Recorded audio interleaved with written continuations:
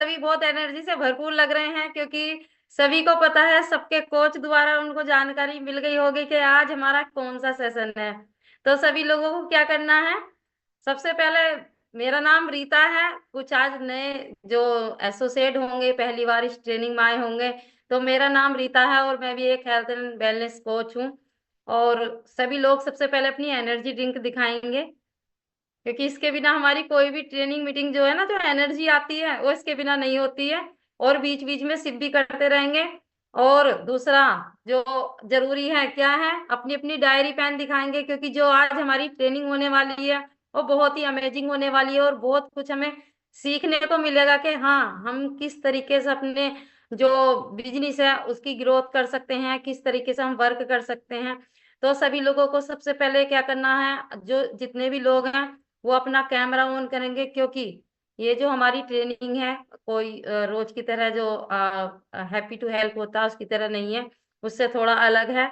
तो कैमरा बंद किसी को नहीं करना है। अगर कैमरा आपका बंद हुआ तो बैकग्राउंड टीम हमारी आपको वेटिंग रूम में डाल देगी। तो सभी लोग कैमरा ऑन करेंगे, और जो हमारी ट्रेनिंग होने वाली है, कोशिश करें कि हर एक पॉइंट, कोई भी अगर हमारे ट्रेनर होते हैं, हमारे कोच होते हैं सीनियर, कुछ भी अगर पॉइंट बताते हैं तो हो सकता है हमारी जर्नी वहां से शुरू हो जाए, या कुछ ऐसा बता जाए कि हमें काम करने में आसानी हो। तो नोट करते रहना चाहिए, क्योंकि हम भी बहुत सारा नोट करते हैं जितनी ट्रेनिंग मीटिंग होती है। तो अपनी एनर्जी ड्रिंक की सिप भी करते रहेंगे। और दोस्तों, मैं भी इस सिस्टम में आई थी तो अपनी सेहत को ही लेकर आई थी और अपने बढ़ते हुए वजन को लेकर आई थी। और इसके साथ में दिक्कत परेशानी काफी सारी थी, लेकिन जब मेरी मुलाकात अपने कोच से हुई और इस काले से पानी के बारे में बताया, तो अपना बॉडी से मैंने 20 किलो वजन कम किया। और अभी कोई हेल्थ इश्यूज नहीं है, क्योंकि परेशानियां बहुत थी। Thank you my coach Wasim sir, जो उनकी वजह से मैं सिस्टम में हूँ, और 3 साल मुझे इस सिस्टम में हो गए हैं। किसी तरह की कोई मेडिसिन नहीं है, कुछ नहीं है। और एक और अच्छी बात, क्योंकि हम जब सिस्टम में आते हैं, हम डॉक्टरों के पास जाते हैं, मेडिकल क्लेम नहीं होता वहां भी। और हम भी जब सिस्टम में आते हैं तो कोई मेडिकल क्लेम नहीं होता, लेकिन एक अच्छी हेल्थ लेते हैं अपने कोच की गाइडलाइन में। तो एक बार सभी लोग अपने कोच के लिए जोरदार क्लैपिंग जरूर करेंगे, कि आज हम अपने अपने कोच की वजह से सिस्टम में हैं और एक मेडिसिन फ्री लाइफ जी रहे हैं। तो सभी लोग डायरी पेन निकाल के बैठ जाएंगे, और मैं सभी की जोरदार क्लैपिंग के साथ वेलकम करना चाहूंगी, जो आज हमें ट्रेनिंग देने आ रही हैं। बहुत अमेजिंग सी इनकी स्टोरी है। वो बहुत सारी दिक्कत परेशानियों के साथ किस तरह उन्होंने अपना एक लेवल भी अचीव किया है। तो सभी की क्लैपिंग के साथ मैं बुलाना चाहूंगी मिसेस सलोनी मैम को। और कौन टाइम फतेह तो कोई भी क्लास छोड़कर नहीं जाएगी। घायल परिंदा है तू, दिखला दे जिंदा है तू, बाकी है तुझ में हौसला। तेरे जुनू के आगे अंबर पनाहे मांगे, कर डाले तू जो फैसला। रूठी तकदीरें तो क्या, टूटी शमशीरें तो क्या, टूटी हो कर हर मैदान फतेह, कर हर मैदान। जब वो अटैक आया, हम उसको डॉक्टर के लेकर गए, तब पता चलता है कि उनको पंप मिल चुका था और उनको अस्थमा आ चुका था। तो वो मेरे लिए बहुत एक अलग ही मोमेंट था, या समय कह सकते हैं। वो समय था जब मैं उसको डॉक्टर के पास से लेकर आ रही थी, और जब मैंने गेट बंद करके सिर्फ मैं रोई, और मैंने एक बात सोची थी कि मेरी बेटी को अस्थमा हो गया है। कुछ नहीं आया था, माँ के दिमाग में बस एक ही बात आती है कि इसकी शादी कैसे होगी। वो चीज मेरे साथ हो रही थी। मेरे मन में बस यही था कि इसकी शादी कैसे होगी, इसको तो अस्थमा हो चुका है। जब मैं, क्योंकि मेरे एक बेटा है और एक बेटी है, तो मुझे ये लगता था कि जब मैं अस्थमा वाली बहू नहीं ला सकती हूँ तो मेरी बेटी को कौन ले देगा। मैं इतना रो रही थी, मैंने अपना गेट बंद रखा, मैंने अपनी बेटी को नहीं तैयार करा, उसको नीचे छोड़ दिया था उसकी दद्दा के पास, और मैं ऊपर आके अपने कमरे में बैठ के गेट बंद करके खूब रोई, खूब रोई। ये क्या हो गया, जो मैंने कल्पना से परे, जो मैंने कभी सोचा भी नहीं था, उसको वो चीज हो चुकी थी। तब कहते हैं ना, हमारे जीवन में एक एंजल है, वो मेरी दौरान थी। वो आई रूम में, क्योंकि वो न्यूट्रिशन के बारे में बहुत पहले से जान रही थी, लेकिन मैं नहीं समझना चाहती थी। उन्होंने मुझसे कहा दीदी आप बाहर आओ। मैं नहीं, मैं सिर्फ रो रही थी उस समय, बहुत रो रही थी। उन्होंने मुझसे कहा, एक दिन नहीं, 2 दिन नहीं, उन्होंने पूरे पूरे मुझे 5 दिन ये समझाया कि गाड़ी ठीक हो सकती है, इसको आप ऐसा करो, रीता मैम को दिखलाओ। मेरे दिमाग में नहीं थी ये वाली बात, क्योंकि कहते ना, ज्यादा हम एमए करे हुए थे तो हमारे दिमाग में ये थी कि नहीं, अगर अस्थमा हो गया है तो वो नहीं जा सकता, वो तो इसको रहेगा ही। तो वो चीज मेरे साथ हो रही थी कि इसको अस्थमा है, वो इसको रहेगा ही। दवाइयां ऐसी रहती थी उसकी, हर 5वें दिन उसकी दवाई आया करती थी। तो मन में ये था कि ये ठीक नहीं होने की है। मैं बहुत पैसा लगा चुकी थी, आप किसी को यकीन नहीं आएगा, मैं उसको एम्स में दिखा चुकी थी। मुरादाबाद का कोई डॉक्टर नहीं छोड़ा था मैंने, दिनेश मोहन, पीके खन्ना, सबको। इवन मैंने जारतों पे चद्दरें भी चढ़ाई हैं उसके लिए, व्रत भी रखे हैं, इतना सब कुछ मैंने अपनी बेटी के लिए कर चुकी थी और थक चुकी थी। फिर मेरी बात मेरी कोच से कराई गई, गीता मैम से कराई गई। उन्होंने बस वसीम सर से मेरी बात कराई, क्योंकि वो भी उस समय न्यू थी।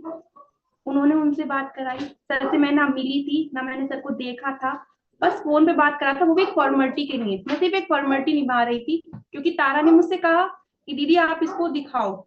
मेरे जी में बस यही था, ये ठीक नहीं हो पाएगी, अब इसको सिर्फ पढ़ाना है, घर में रखना है। अच्छा, मैं इसकी शादी भी नहीं करूँ, मेरे मन में था मैं इसकी शादी नहीं करूँ। मैं नहीं चाहती कि कोई बंदा कुछ बाहर की बात सुने, क्योंकि मैंने वो मांगी थी। सब लड़का मांगते हैं ना, मैंने लड़की मांगी थी, तो मैं उसको बहुत लाड करती हूँ। मैंने कहा था नहीं, मैं इसकी शादी नहीं करूंगी, मैं इसको खूब पढ़ाऊंगी, डॉक्टर बनाऊंगी और अपने पास ही रखूंगी। मैंने वसीम सर से बात करी एक फॉर्मेलिटी के लिए। सर ने कहा आप ऐसा करो। सर ने मुझे बहुत बातें समझाई कि न्यूट्रिशन की कमी है, ये है वो, मैं हाँ हाँ हाँ हाँ करती रही, कोई सीरियस नहीं लिया। सर ने लास्ट में एक बात कही जो मुझे आज भी याद है। सर ने कहा था आपने सब कुछ कर लिया ना। मैंने सर से कहा था बड़े कॉन्फिडेंस से, हाँ जी सर मैंने सब कुछ कर लिया। मैंने कहा आप ऐसा करो, 20 दिन के लिए ना ये बेटी अपनी मुझे दे दो, वैसे भी तो आप सब कुछ कर चुकी हो, 20 दिन के लिए अपनी बेटी मुझे दे दो। मैं अपने मन मन में मुस्कुराई। मैं कहा चलो ठीक है, जब ये इतना कह रहे हैं, चलो 20 दिन के लिए इनका भी कोर्स करके देख लेते हैं। हालांकि मुझे पता था ठीक तो ये होने की नहीं है। मैंने 20 दिन के लिए सर के लिए हामी भर दी, ठीक है 20 से 22 दिन आपकी हुई। अब आती है न्यूट्रिशन लेने की बारी। न्यूट्रिशन था वो 3700 रुपए का। सर ने मुझे बताया ये चीजें लगेंगी। अब हमने कह दिया कि चलो ठीक है। अब रीता मैम से हमारी बात हुई, क्योंकि वो हमारी कोच थी। तो दी ने कहा इसे इस तरीके से ये चीजें लगेंगी, ये चीज सलोनी इसको देना शुरू करो। अब 3700 रुपये उस समय मुझे बड़े महंगे लग रहे थे, क्योंकि मुझे पता था ठीक तो ये होने की नहीं है, ठीक। और इतनी सारी दवाई है। मैंने ना एक छोटी सी बास्केट बना रखी थी, ये वाली शीशी, ये वाली शीशी, ये वाली शीशी, आधे घंटे बाद देनी है, 15 मिनट बाद देनी है, 20 मिनट बाद देनी है। तो इस तरीके से ना मैं उसकी शीशियां रखती थी, एक बास्केट जहां वो जाती थी वो बास्केट रहती थी उसके साथ। तो वो चीज मैं उसको दे रही थी, वो ठीक हो नहीं रही थी, कोई रिजल्ट आ नहीं रहा था, बस दिन प्रतिदिन ना वो वीक होती जा रही थी, सिर्फ वीक होती जा रही थी। फिर हमने उनको न्यूट्रिशन दिया, और जब न्यूट्रिशन के सिर्फ 4 ही दिन हुए थे, आपको सच बताएं, गाय की कोई दवाई नहीं आई। जो दवाइयां उसकी मैं लाया करती थी हर चौथे दिन, बराबर में से, जैसे गली में से होते हैं ना डॉक्टर होते हैं, वो 50 रुपए की दवाई दे देते हैं, जल्दी में हम उसी से वहीं से ही ले आते हैं। तो मैं वहां से लाया करती थी जब ज्यादा तबीयत खराब हो जाती थी इसकी। तो मैं कह रही 4 दिन हो गए गाय की दवाई नहीं है, ठीक है ना, असर कर रहा है। फिर 15 दिन हो गए, कोई दवाई नहीं आई। मैं रात में अपने हस्बैंड से बोली आपको पता है 15 दिन हो चुके हैं, गाय का कोई दवाई नहीं आई है अभी तक। तो ये मुझसे होता है क्या कहते हैं, जब वो बीमार थी तब भी तुम परेशान थी, अब जब वो उसके 15 दिन हो गए कोई दवाई नहीं आई है तब भी तुम परेशान हो, तो तुम नजर क्यों लगा रही हो। तो मैंने कहा हाँ सही बात है। मैंने अपने कोच के पास फोन करा, मैंने उनसे कहा दीदी गाय को आराम हो रहा है। और ये वर्ड जो थे ना वो अमेजिंग थे कि गाय को आराम हो रहा है। फिर नेक्स्ट हमने उसके लिए, हम नेक्स्ट की बारी आ गई, 22 दिन बाद दोबारा से कोर्स खरीदना था। अब क्या होता है, फिर वही 3700 रुपये, फिर से वो महंगी। चलो कोई बात नहीं, हमने अपनी कोच से बात करी। मैंने कहा दीदी थोड़ा सा दवाई महंगी है, सस्ती नहीं हो सकती है। तो दीदी बोली हाँ हाँ हो जाएगी, तुम ऐसा करो मुरादाबाद में ना एक एचएम होती है, प्रेम चुनरिया में अब होने वाली है, वहां बताते हैं सस्ती कैसे होती है। अब हमने सोचा चलो वहां जाकर देखते हैं कैसे सस्ती होती है। तो हम वहां पहुंचे अपनी दौरानी के साथ। वहां जाने से पहले पता है क्या हुआ था, मैंने घर में सबसे कहा था, वो दीदी ना मुझे एक मीटिंग दिखलाने के लिए कह रही है, क्या मैं वहां चली जाऊं? सबने मुझसे मना कर दिया, कोई मीटिंग वीटिंग में मत जाओ, ये सब बेकार की बातें होती है, मत जाओ। इधर गाड़ी को रिजल्ट आ रहा था, मेरा विश्वास बनता जा रहा था, उधर सबने घर वालों ने मना कर दिया कि नहीं, कोई मीटिंग वीटिंग में नहीं जाना है, और अपना ये यहीं से ही मंगा लेंगे।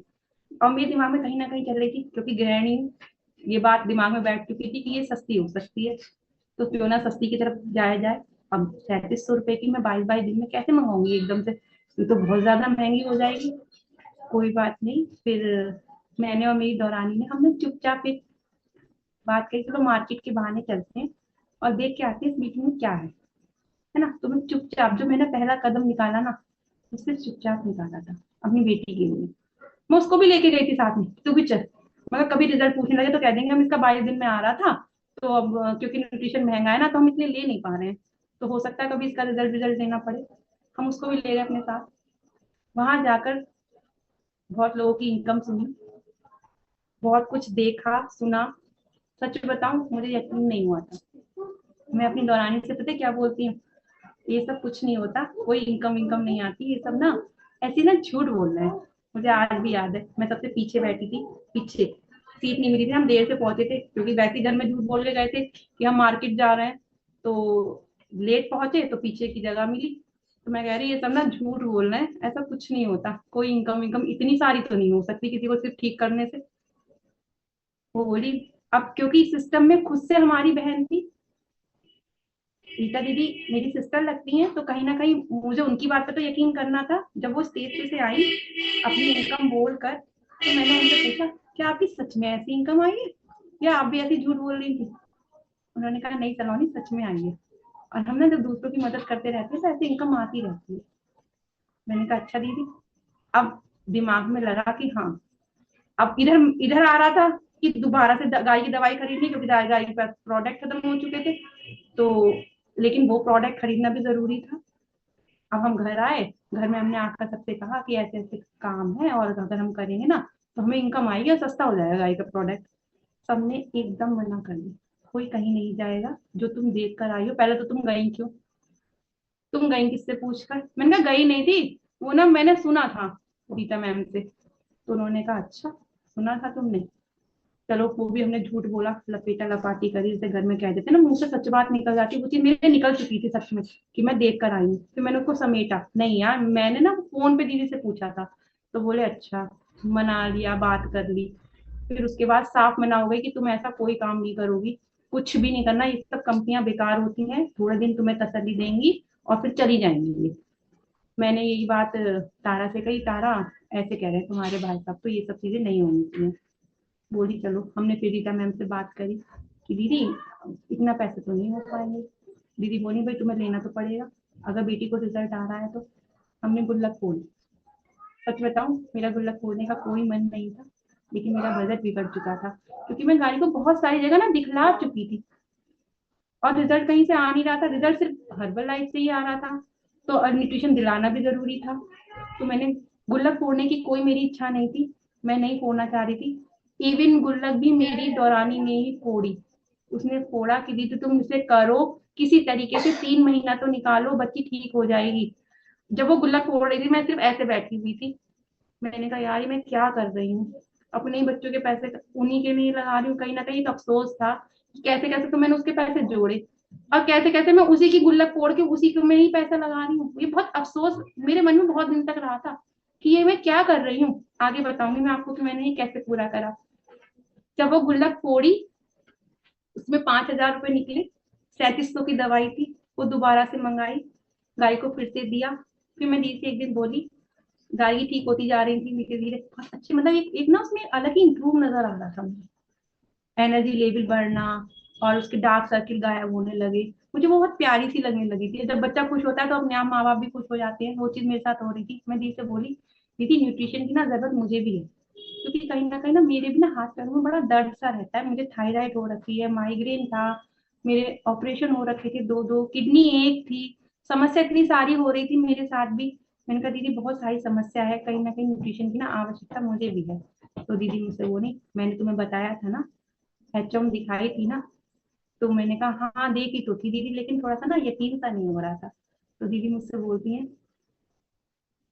प्रेम चुनरिया में एचएम फिर से मुरादाबाद में होने वाली है, तुम वो देखो। मैं वहां गई, वहां जाके मेरा विजन क्लियर हुआ कि नहीं, मुझे ये करना है, घर रहकर मैं ये काम कर सकती हूँ। क्योंकि मैं ट्यूशन पढ़ाया करती थी, घर में रह के मैं ट्यूशन पढ़ा रही थी। किसी को यकीन नहीं आएगा, मैं 1 बजे से लेकर और शाम के 6 बजे तक ट्यूशन पढ़ाया करती थी। 23 से लेकर 27 तक बच्चे मेरे पास आते थे, मैं इतना ट्यूशन पढ़ाया करती थी। मैंने 25 साल की उम्र से इस घर में, और मैं 31 साल की थी तब तक मैंने ट्यूशन, भरपूर ट्यूशन पढ़ाया है अपनी ससुराल में रहकर। मैं सिर्फ ट्यूशन पढ़ा रही थी, और सही बताऊं आपको, इनकम मेरी इतनी नहीं, क्योंकि गली मोहल्ले के बच्चे, आपको पता है हर घर में ट्यूशन पढ़ाया जाता है। 150, 200 और 300 रुपए से ज्यादा नहीं थी मेरे पास, इतना समय देने के बाद। और जब मैं ट्यूशन पढ़ाने बैठती थी तब भी मैं सारा घर का काम निपटा कर बैठती थी, और जब मैं उठती थी ना तो मुझसे खड़ा भी नहीं हुआ जाता था, मेरी कमर में इतना दर्द रहा करता था। मैं उठने के साथ से फिर से रसोई दिखती थी मुझे, कि मुझे ये काम करना है। तो मैं वो, मतलब आप सोचो मैं कैसी जिंदगी में जी रही होंगी, कि मुझे थायराइड हो रखा है, सारा काम निपटा रही हूँ, फिर ट्यूशन पढ़ा रही हूँ, फिर उठ रही हूँ, बीच बीच में बच्चों को भी देख रही हूँ। और ट्यूशन पढ़ाना इजी नहीं होता, पूरा सिलेबस बच्चे का मैम को याद करना होता है बच्चे से ज्यादा। वो चीज मेरे साथ हो रही थी। और यहाँ आकर मैंने देखा बस हमें करना ही क्या है, लोगों की मदद ही तो करनी है और इनकम करनी है। तो वो चीज मेरी समझ में आ रही थी कि ऐसा तो मैं कर सकती। मेरी कोच ने मुझे बताया कि ट्रेनिंग्स लो सलोनी, मीटिंग्स लो, तुम बहुत कुछ सीख सकती हो। अब घर वाले बाहर निकलने के लिए साफ मना कर दिया था घर वालों ने, कि तुम नहीं कहीं जाओगी, सिर्फ घर में ही रहकर काम करोगी, अगर करना भी है। एक हस्बैंड से परमिशन मिली, सास ससुर ने तो बिल्कुल मना कर दिया था, बिल्कुल, कि तुम कहीं नहीं जाओगी।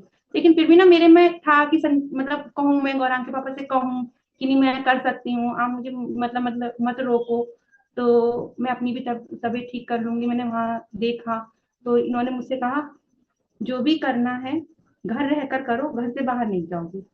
अब ये बड़ी समस्या हो गई, क्योंकि ट्रेनिंग मीटिंग के बगैर तो मैं कुछ सीख ही नहीं सकती थी। मैंने फिर अपनी कोच को फोन करा, मैंने फिर उनसे कहा कि दी घर में रह के नहीं हो सकता। दी ने मुझसे कहा सलोनी कुछ सीखना है तो घर से बाहर तो निकलना ही पड़ेगा तुमको। तो मैंने कहा घर से बाहर, तो इन्होंने परमिशन नहीं दी। अब मन में लग रहा था कि मुझे सीखना है, मैं ये काम कर सकती हूँ, मेरे मन में शुरू से थी मैं कर सकती हूँ, मुझे करना है, लेकिन अब जाऊं कैसे। फिर मैंने अपनी नन को और अपनी दौरानी से बात करी, मैंने कहा मुझे ये करना है, मुझे सीखना है, क्योंकि अर्न बहुत अच्छा था, इनकम बहुत अच्छी थी जो मुझे दिख रही थी। मैंने सबसे पहली जो एचएम देखी थी ना, वो ताबिश सर और सवा मैम की देखी थी।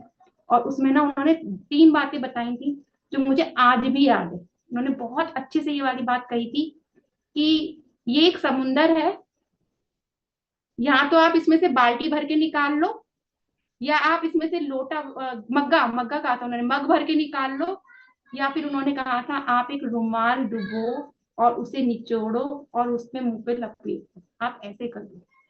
ये मैंने उनको, उस दिन मैंने उनको सुना था, और वो लेडीज थी, और मुझे ऐसा लग रहा था कि मैं इसका, वो मैंने दूसरी एचएम देखी थी उनकी, मुझे लगा था मैं ये कर सकती हूँ, मैं मग्गा भर के भी निकाल सकती हूँ, बाल्टी तो नहीं निकलेगी मुझसे, लेकिन हाँ मैं मग्गा भर के निकाल सकती हूँ, मैं कुछ कर सकती हूँ। मैंने तारा से कहा तारा मैं इसे कर सकती हूँ, तारा बोली मुझे पता है दीदी आप कर लोगी। तो मैंने कहा अब मुझे लगा कि मुझे करना है। वहां जाके मेरा विजन एकदम क्लियर था कि मुझे सबकी तरह करना है, लेकिन करूं कैसे, घर वालों ने तो घर से बाहर निकलने के लिए मना कर दिया। अब घर जब मैं आई तो मैंने अपनी नंद के सामने सारी बातें रखी। फोन पे मैंने उन्हें बताया दीदी मैं ऐसे ऐसे गई थी और मुझे बड़ा अच्छा सा लगा, और मैं ना मेरा मन कर रहा है हर्बल लाइफ करने का। उन्होंने मुझसे कहा भाभी आप करो, मैं आपके साथ। उनका एक वर्ड था मैं आपके साथ हूँ, दूसरा वर्ड तारा का था मैं आपके साथ हूँ। अब आप सोचो घर में जब मुझे दो दो जनों का सपोर्ट मिला तो मेरी कितनी अच्छी हिम्मत बढ़ी होगी। लेकिन मेरे हस्बैंड को यकीन नहीं था, मेरे ससुर को यकीन नहीं था, और मेरी सास को भी यकीन नहीं था, तो मुझे घर से बाहर नहीं भेजना चाह रही। अब आती है दोबारा से ट्रेनिंग की बारी। दी ने कहा ट्रेनिंग लेना जरूरी है, सलोनी ट्रेनिंग लो।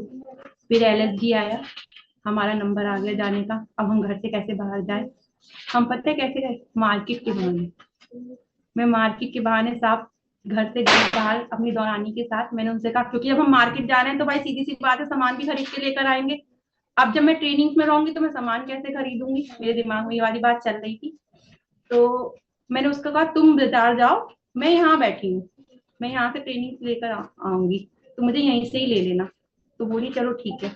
अब वो हमें अंदर बिठाकर अब वो बाजार चली गई। अब जब हम बैठे वहां पे अपना ट्रेनिंग ले रहे थे अपना आराम से बैठे हुए, तो सोने सुहागा हमारे साथ एक बात और अच्छी सी हो गई, जिसे सुन के सबका अजीब सा लगेगा। मेरे हस्बैंड जहाँ वर्क करते हैं उनके जूनियर वो वहीं बैठे हुए थे, थोड़ी सी आगे वाली सीट पे। अब उन्होंने पलट के जो देखा कि अरे यहाँ तो भाभी भी बैठी हुई है।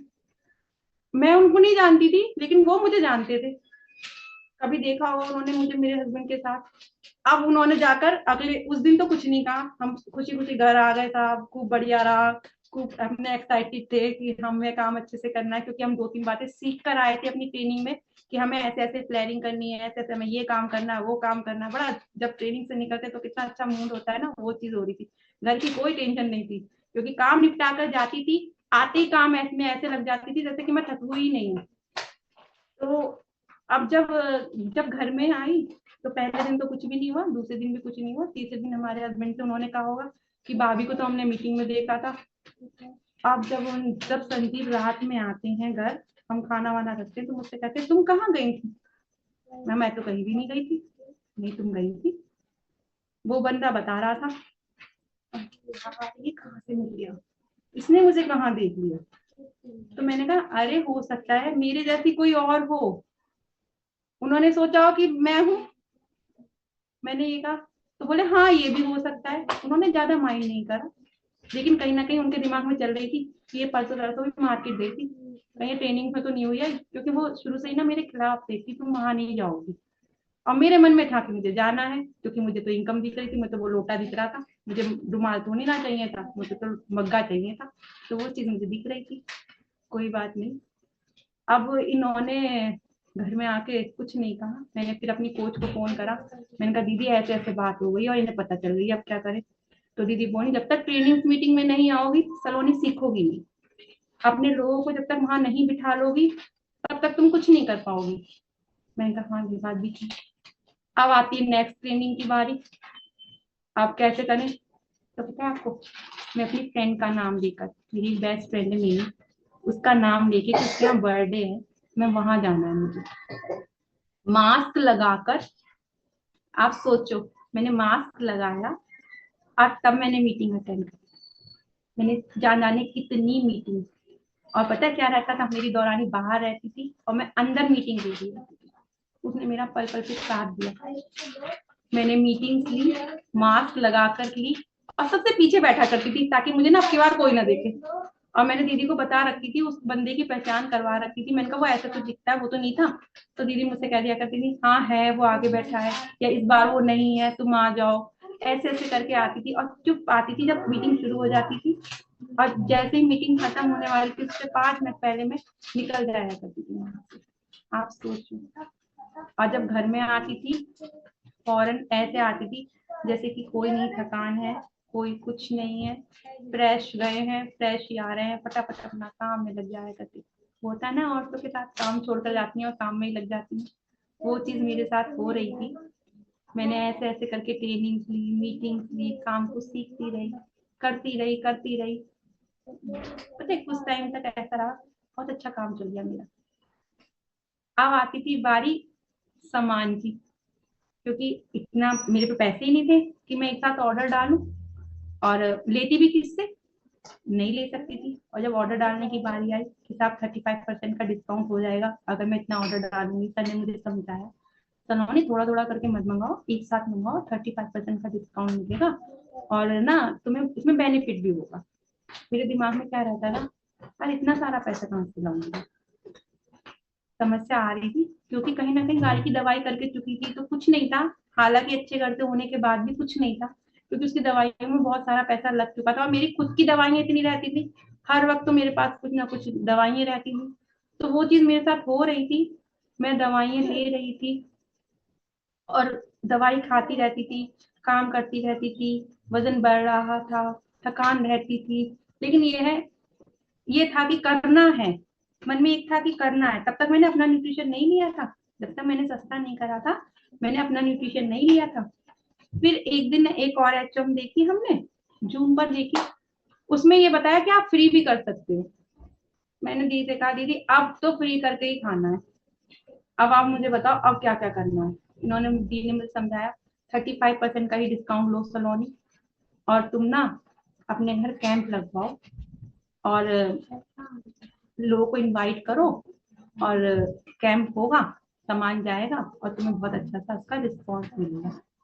हमने पूरी गली में बहुत अच्छे से सबको इनवाइट कर डाला कि, और अपनी सास से ये वाली बात कही, मम्मी मुझे कहीं नहीं जाना है, बस सर आएंगे और यहाँ पे चेकअप होगा और बस मेरा काम ऐसे चल जाएगा। मम्मी बोली, मम्मी ने अपनी सहेलियों से जिनके साथ वो दूध वूध लेने जाती है उनसे और इधर उधर सबसे कह डाला। हमने भी बहुत सारे जनों को फोन वोन कर डाला, सब आ गए, सर भी आ गए। मेरा पहले कैंप में 16 जने थे और सर आए थे, सर ने कैंप करा। सोने पे सुहागा। फिर हमारे साथ एक और परेशानी आ गई, वो भी बड़ी अजीब है। सब लोग अपनी अपनी एवरेज की सिप करते रहेंगे। अब क्या परेशानी आई, कैंप बहुत अच्छा हुआ, सामान बहुत अच्छा गया, मेरा 9,000 का सामान गया था। और तो और सर ने 2 जन को तो ऐसे कह दिया था कि अगले दिन आकर वो फिर 6,000 का सामान भी लेके गई थी, दोनों लड़कियां आकर। मेरा कैंप इतना जबरदस्त हुआ था, लेकिन उसमें एक गलती हो गई थी मेरे से। अब मैं गलती क्या ही बताऊं किसी को। सर कैंप खत्म होने के बाद हम अपने बैठक में बैठे हुए थे, सर सबको ट्रेनिंग दे रहे थे। जैसे सब चले जाते हैं तो सर मुझको बधाई दे रहे थे कि सलोनी फर्स्ट टाइम तुम्हारा कैंप रहा, बहुत अच्छे से मतलब हुआ। तो हम 4 जन थे और कोचिस थे, दी थी, मैं थी। अब सर के जाने के बाद हमारे घर में, क्योंकि मेरे हस्बैंड घर में नहीं थे, वो 4 दिन के लिए आउट ऑफ स्टेशन गए हुए थे, वो घर में नहीं थे। अगर शायद वो होते तो शायद इतना बवाल भी नहीं होता। वो नहीं थे, घर में बहुत ज्यादा बवाल हुआ कि इन्होंने तो कैंप लगवाया, इन्होंने तो आदमियों को बुलाया, और ये मतलब अब तो ये आदमियों से बातें कर रही थी, ये मतलब सिर पे कुछ नहीं था, मतलब चुन्नी हमारे यहाँ ना पल्ला रखा जाता है कि चुन्नी मुन्नी कुछ नहीं थी। अब मैं इसकी पल्ले की बात भी आपको बताऊंगी कि पल्ला वल्ला कुछ नहीं था, और ये तो ऐसे खड़ी हुई थी, और ऊपर से इन्होंने गेट भी भेड़ रखा था। गेट इसलिए भेड़ा गया था क्योंकि सर हमें बहुत अच्छे से बता रहे थे कि आपने पहला कैंप करा है, बहुत अच्छा है, सब आपके सहयोग के लिए आए, आपको भी इनके लिए जाना पड़ेगा। वो मुझको ये बताना चाहते, जैसे आपके कैंप को इन लोगों ने लगवाया है, आपको भी ऐसे इनके साथ जाना पड़ेगा। और कोई बात नहीं हो रही थी, हम सारे किशन लाल सर वगैरह हम सब खड़े हुए थे, सुरेश सर, पीता मैम, हम सब लोग खड़े हुए थे। अब उनके जाने के बाद ये बवाल जो था ये पिछला 1 हफ्ते तक चला। आप सोचो कितनी परेशानी से तो मैंने ट्रेनिंग मीटिंग की, और ऊपर से सोने पे सुहागा हो गया कि अब ये नया निकल कर आ गया। सर के आने के बाद जहां मैं दूसरे कैंप की तैयारी करने की सोचूं, वहां पहले कैंप से ही नहीं निकल पा रही थी। तो ये चीज मेरे साथ हो रही थी, और बहुत गंदा सा नाम लगाया जा रहा था। यहाँ पे लेडीज बैठी हैं, सब समझ गई होंगी क्या ही गंदे से नाम लगाए गए होंगे मेरे ऊपर। वो चीज लगाई जा रही थी। अपनी सेहत ठीक करती जा रही थी। मैंने अपना उस समय तक 9 किलो वजन कम कर लिया था, बहुत अच्छे से मेंटेन कर चुकी थी मैं अपने आप को। तो वो चीज मेरे साथ हो रही थी। काम करते गए, 4 बातें सबकी सुनते गए, गंदी गंदी संदी बातें सब मुझसे कही गई कि बाहर जा रही हो, पता नहीं कहाँ से आ रही हो।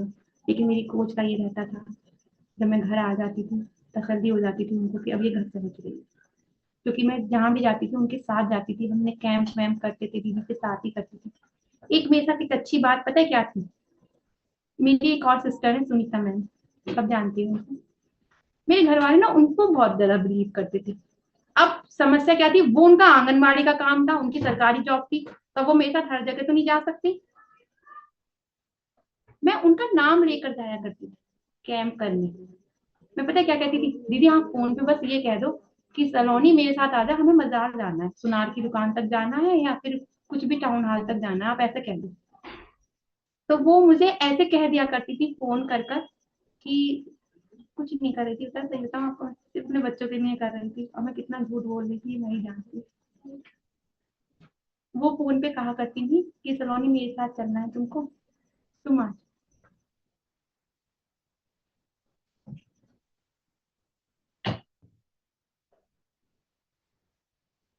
उनका नाम लेकर मैं जाया करती थी, मैं कैंप करा करती थी।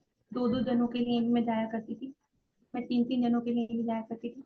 जितनी मेरी सहेलियां थी सबके घर जाती थी, सबको बताने के लिए जाती थी कि इस तरीके से हो सकता है, ऐसे हो सकता है, आप भी करके देखो।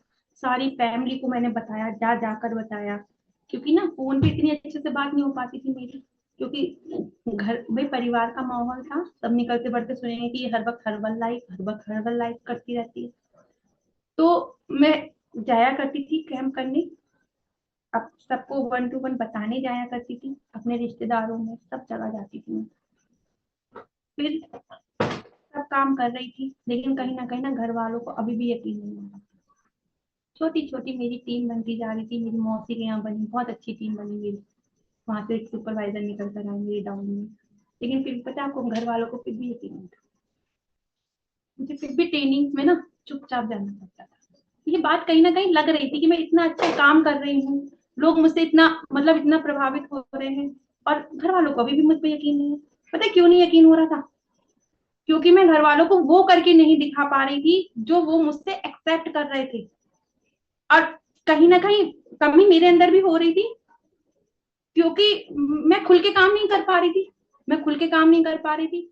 और मैं जो करना चाह रही थी मैं वो चीज भी नहीं कर पा रही थी। चुपचाप ही तो काम कर रही थी, चुपचाप चुपचाप में एक सुपरवाइजर भी बन गए थे मेरे डाउन में। और बहुत अच्छा सिस्टम चल रहा था। फिर धीरे धीरे सीखते, मीटिंग्स दी, ट्रेनिंग दी, करते करते मैंने अपने हस्बैंड को अफ्रेश देनी शुरू करी। वो मुझसे कहते हैं मेरे को नहीं पीना ये तुम्हारा काला सा पानी, ये तुम ही पियो। मैं कहती आप पी के तो देखो, क्योंकि उन्हें पाइल्स की समस्या थी, भगंदर हो जाता है ना, वो चीज थी उनको। उनका आप पी कर तो देखो। पहलो प्लस दिया, एक्सेस दी। ज्यादा तो मैंने उनको प्रोडक्ट दिए नहीं, क्योंकि भाई मेरे लिए ही कॉस्टली थे, मैं आपको कैसे दे सकती हूँ। मैंने उनको दिया, उनको बड़ा आराम सा हुआ। अब आप देखो यहाँ पर आदमी को आराम हो रहा है, लेकिन वो फिर भी आपसे नहीं बोल रहा। वो क्या करते, बच्चों को जब स्कूल से छोड़कर आते तो मुझसे यूं कहते, ये जो काला सा तो पानी तुम मुझे देती हो ना, वो बना दो।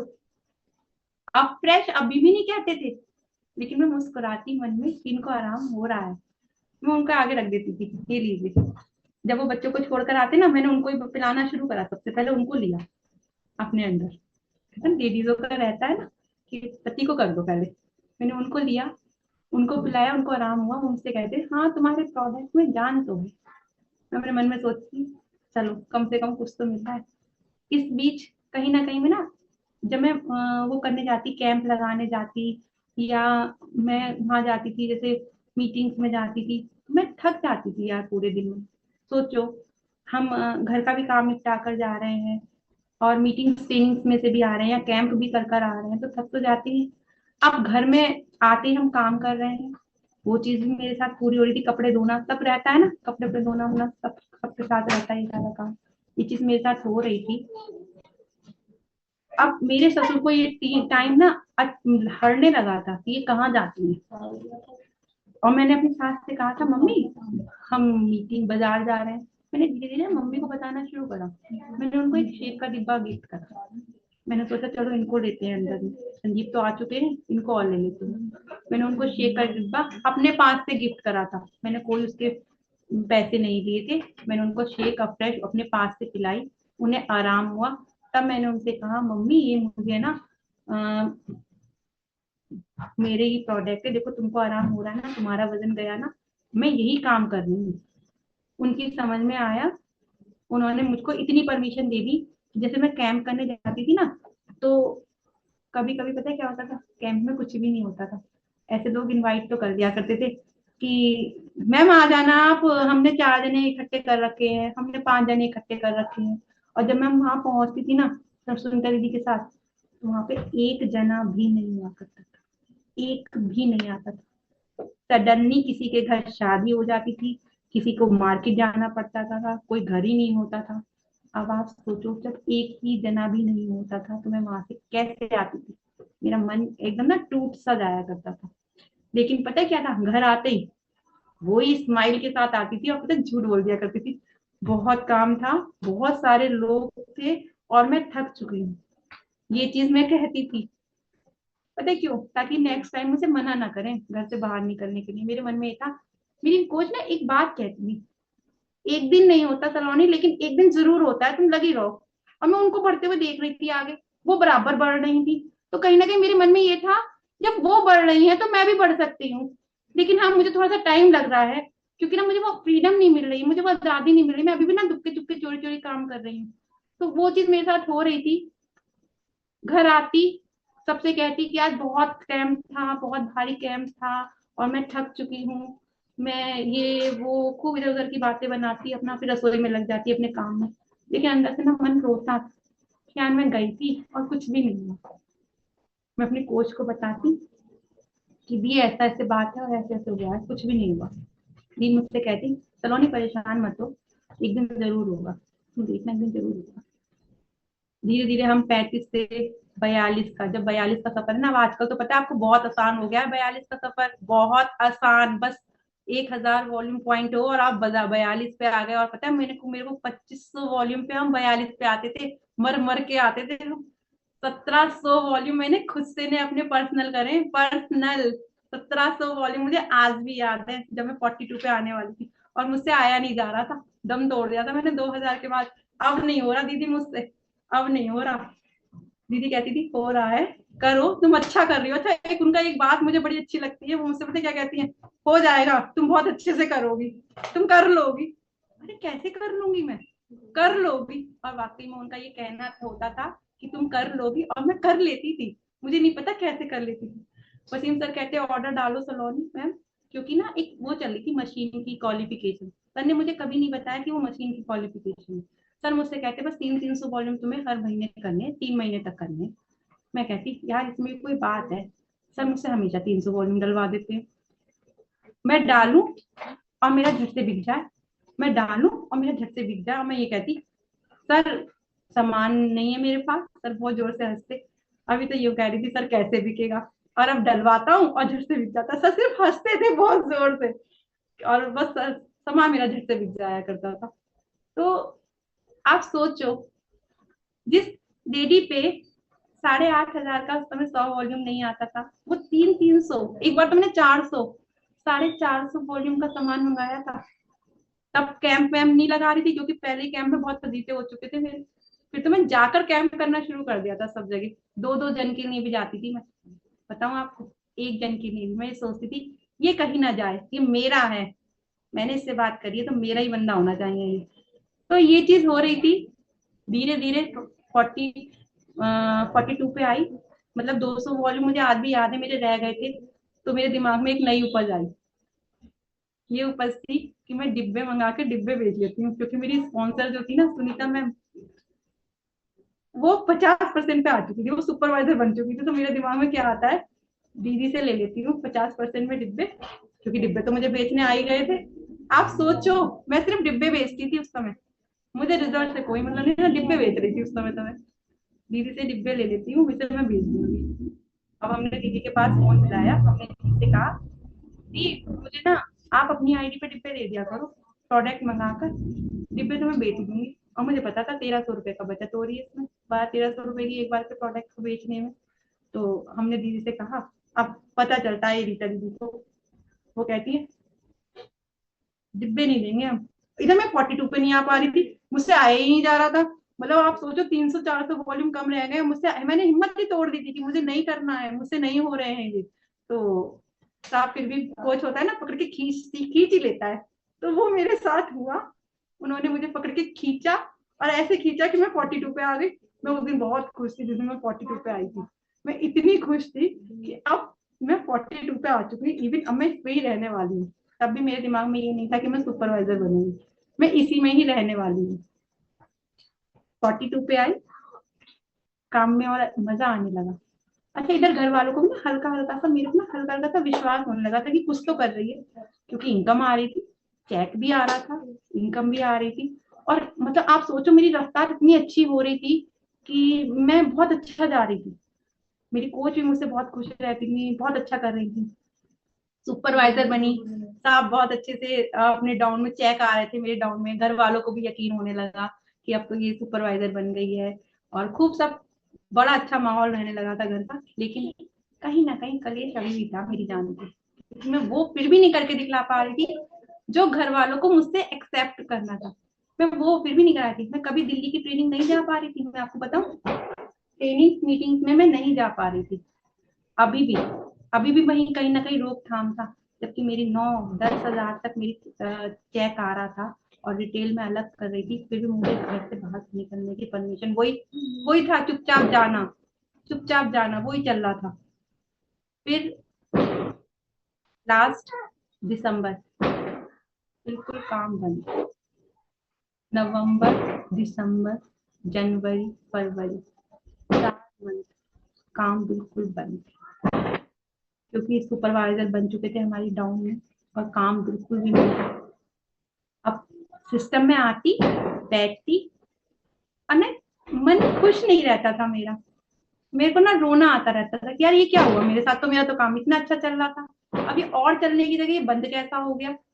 तो मैं रोती। मॉर्निंग क्लास में ठंडा मौसम होना शुरू हो गया था। आप सोचो दिसंबर जनवरी में कितना ठंडा मौसम होने लग जाता है।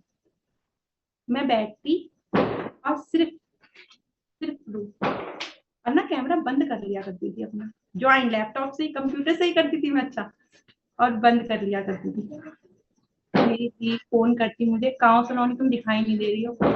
मगर दीदी मेरा मन नहीं कर रहा क्लास में। क्यों?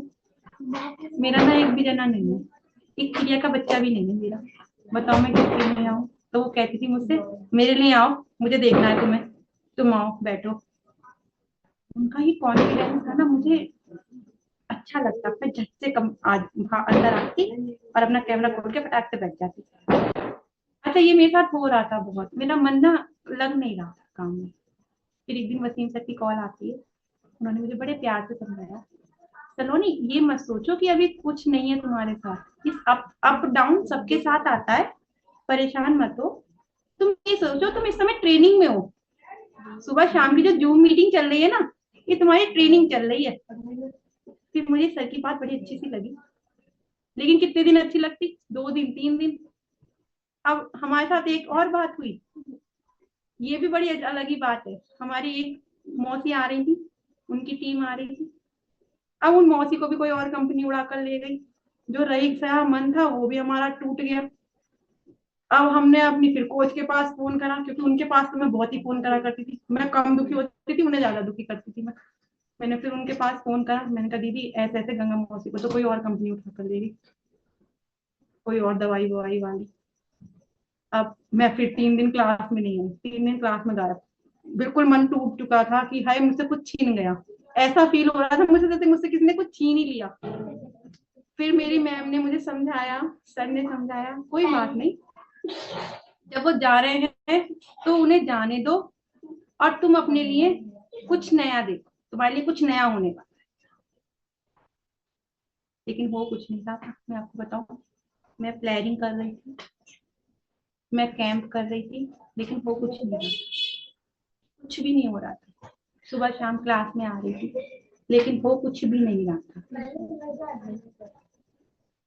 फिर क्या हुआ? हाँ,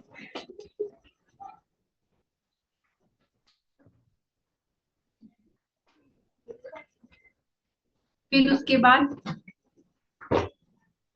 फिर से बैठी रही, फिर ट्रेनिंग्स में रही, फिर मीटिंग्स में रही। फिर आई दिल्ली की ट्रेनिंग की बात। अब जहाँ कुछ भी नहीं हो रहा हो, अब आपसे कह दिया जाए कि आप दिल्ली जाओ, तो आपका कितना दिमाग खराब होगा कि इनकम तो नहीं हो रही है, हमें एक पैसे की भी, हम दिल्ली कैसे जाए। फिर मेरी कोच ने मुझसे यूं कहा, तुम जा सकती हो, तुम जाओ, करो, अपना टिकट कराओ। मेरे दिमाग में ये था मुझे कोई नहीं भेजेगा, मुझे कोई भी नहीं भेजेगा। ये था मेरे साथ। दी ने कहा मैं बात करती हूँ, मैंने कहा आप मत बात करो, क्योंकि मेरे हस्बैंड थोड़ा सा ना गर्म दिमाग के हैं। मुझे ये लग रहा था अगर ये बात करेंगे तो कहीं ऐसा ना हो इनको कोई कुछ कह दे, वो चीज मुझे नहीं अच्छी लगेगी कि कोई इनको कुछ कहे। फिर क्या था, दी ने बात करी, कुछ नहीं हुआ, संजीव ने इनसे कुछ भी नहीं कहा। मैंने ना स्पीकर खोल रखा था, ताकि दीदी को लगे कि हाँ मैं बात करना चाह रही हूँ संजीव से, लेकिन वो मुझे भेज नहीं रहे। और दीदी का मन था कि मुझे इस ट्रेनिंग में जाना है, ये तब तक सलोनी ये ट्रेनिंग नहीं देखेंगी, अपने लेवल की ट्रेनिंग, क्योंकि सुपरवाइजरों के लिए अलग ट्रेनिंग होती है, तो उनको सुपरवाइजर वाली ट्रेनिंग देखनी बहुत जरूरी थी। जब तक ये वो ट्रेनिंग नहीं देखेंगी तब तक इनके अंदर कॉन्फिडेंस नहीं आएगा, हिम्मत नहीं आएगी। तो उनका मन था कि मुझे ये ट्रेनिंग देखनी है, और मैं बराबर उनसे यही लड़ रही थी, मुझे नहीं भेजा जाएगा। जिस बंदे को मुरादाबाद में नहीं भेजा जाता, दिल्ली कैसे भेजा जाएगा। फिर पता नहीं क्या हुआ, मैंने एक दिन संदीप से पूछा, दीदी फोन पर ही थी, दीदी ने कहा लास्ट टाइम तुम पूछो, मुझे सुनना है, मैं क्या जवाब दूंगी। अच्छा, दिमाग में एक बात चल रही थी कि भेजने के तो है नहीं, लाओ इन्हें भी सुनवाई देते, तुम एक दो गाली देंगे वो ये भी सुन लेंगी, इनका भी मन हो जाएगा। मैंने फोन पे ऐसे फोन रखा, मैं कहा गाली जरूर देंगे, क्योंकि मुझे पक्का उम्मीद थी कि गाली मिलने वाली है। मैंने पूछा संजीव वो दिल्ली जाने के लिए कह रही है दीदी, दिल्ली की ट्रेनिंग के लिए। अब वो ना नींद में थी, उन्होंने कह दिया जाओ। भगवान, ये कैसे कह दिया इन्होंने जाओ। अब वो इधर दीदी सुन रही थी कि जाओ। अब मैंने इनसे फोन में कहा, वो कह रहे हैं कि जाओ। फटाक से मेरा टिकट कराया मेरी कोच ने, और हम दिल्ली गए। वहां जाकर हमने अपने लेवल की ट्रेनिंग देखी, जहाँ हम लोग बचते हैं ना, सुपरवाइजर की ट्रेनिंग दिल्ली नहीं जाना चाहते। मैंने वहां जाकर अपने लेवल की ट्रेनिंग देखी, और मैंने वहां जाके बहुत एक अलग ही इम्प्रूव करके आई, और आज आपके सामने बैठी हूँ। ट्रेनिंग की, मीटिंग की, अब कोई नहीं छोड़ती। और आपको बताऊं, जिन्हें घर में मेरे ऊपर यकीन भी नहीं था, मेरे फादर इन लॉ, जो मेरी बिल्कुल भी बात नहीं सुनते थे, बैठक में आज नीचे, मैं बताऊं आपको, आज से 6 महीना पहले बैठक में इतने लोग आते थे मेरे पास, कि मेरे पापा बैठक में, हमारे ससुर लेटा करते थे, उन्हें मैं बार बार कहती थी पापा आप जाना जरा, कोई आ रहा है यहाँ पे। वो बेचारे फिर अंदर उठ कर जाते, एक जन जाता, एक दिन में 3-3 जने आते थे, वो बेचारे फिर बाहर आके लेट जाते। मैं उनसे फिर कहती पापा 2 बजे करीब, पापा कोई आने वाला है, आप अंदर चले जाओ। अब वो ना दुखी से हो गए, ये मुझे बार बार अंदर भेजती है।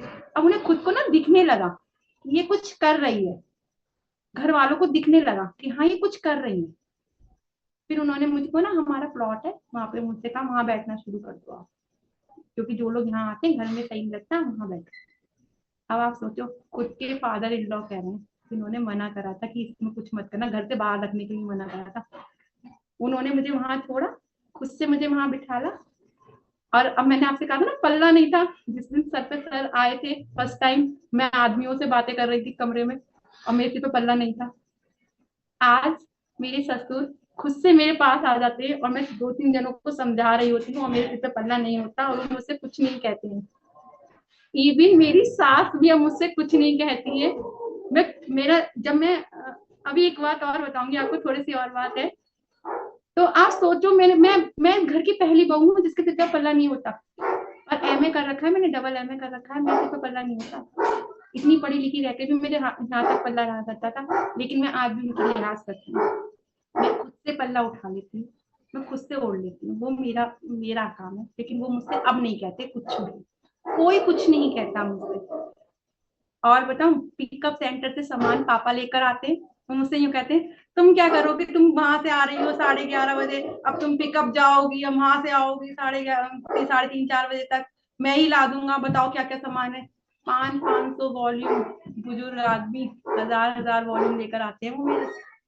आप सोचो कि मुझे घर से भी बाहर निकलने नहीं देते थे, क्योंकि मैं अपना धीरे धीरे विजन क्लियर कर रही थी। मैंने वो करके दिखला रही थी जो उनके बेटे भी नहीं कर पा रहे थे, मैंने उनको वो करके दिखलाया। मेरी सास की बात करूं, जो जिन्होंने एक बार मुझे बहुत डांट पड़वाई थी, मुझे देर हो गई थी ना थोड़ी सी आने में, और मैं मार्केट क्या के गई थी, और गई थी कैंप करने के लिए, तो भाई कैंपों में तो देर हो ही जाती है। तो मेरी बहुत डांट पड़ी थी, मैं मतलब मैं रोई तो नहीं थी, लेकिन हाँ रोने जैसा मन कर दिया था उन्होंने मेरा पूरा। तो अब वो मुझे दिल्ली की ट्रेनिंग के लिए ना सुबह सुबह 6 बजे 5:30 बजे सर आते हैं, तो वहां चौराहे तक लेकर जाती हूँ, अब बैठा के यूं और कहती है आराम से जाइयो। जो हस्बैंड मेरे मेरे साथ भी नहीं देते थे, वो रात को जब मैं 10 बजे तक आती हूँ ना, कभी कभी दिल्ली से देर हो जाती है हम लोगों को आने में, वो दिल्ली से लेने, मतलब कि मुझे चौराहे से मुझे लेने आते हैं। आज सोचो कितना अलग, पता है क्यों? क्योंकि मैंने करके दिखलाया घर वालों को, मैंने करके दिखलाया कि हाँ मैं कुछ कर रही हूँ। कामयाबी, मेरी मैम कहती है मुझसे, काम ना चुपचाप करो, कामयाबी अपने आप शोर मचा देगी। और वो शोर मेरा मच रहा था, मेरा शोर मच रहा है। और मुझे बहुत अच्छा लगता है। थैंक्स कहूंगी मेरी कोच, अगर वो नहीं होती ना तो शायद मैं कुछ भी नहीं होती, मैं आज भी डिब्बे बेच रही होती 50% के डिस्काउंट पे लेकर, क्योंकि रीता सुंदर जी को तो मैं पटाई लेती अपनी बातों से, और वो मुझे डिब्बे दे ही देती, चाहे साइड से ही देती, और मैं आज वही डिब्बे बेच रही होती। आप जब दिल्ली की ट्रेनिंग्स ली, अब मैं हर ट्रेनिंग्स लेती हूँ, हर मीटिंग्स लेती हूँ, और हर LSD में जाती हूँ। और आपको मैं बताऊं, एक काम और कर रही थी मैं, गलत, मैं ना डिस्काउंट दे रही थी 25% का, सबको डिस्काउंट।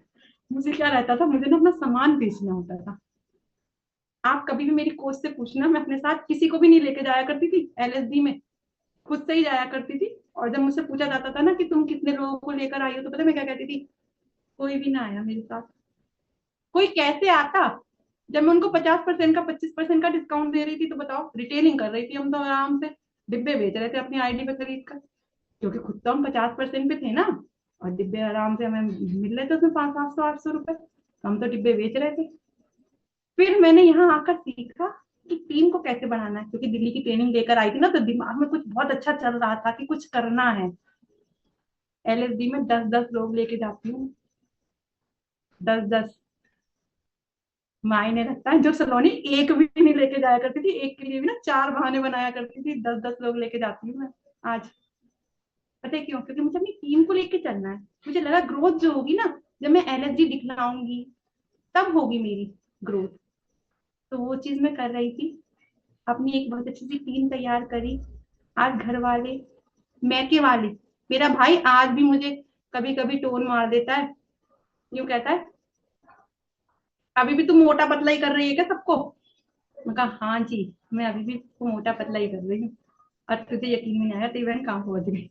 अब वो मेरे फोटो देखता है, स्टेटस पे देखता है, बस हर जगह, स्टेटस पे भी देखेगा, फेसबुक पे भी देखेगा, बस वो ही रहते हैं, before after before after, motivation थोड़ा सा। अब मैं नहीं लगाती कोई भी, कभी भी मेरा स्टेटस देखना आप, कभी भी कोई शादी का फोटो नहीं होगा, किसी फंक्शन का नहीं होगा, क्योंकि कोई तो होगा जिसके दिमाग में आए कि मैंने ये करा है, मैंने वो करा है।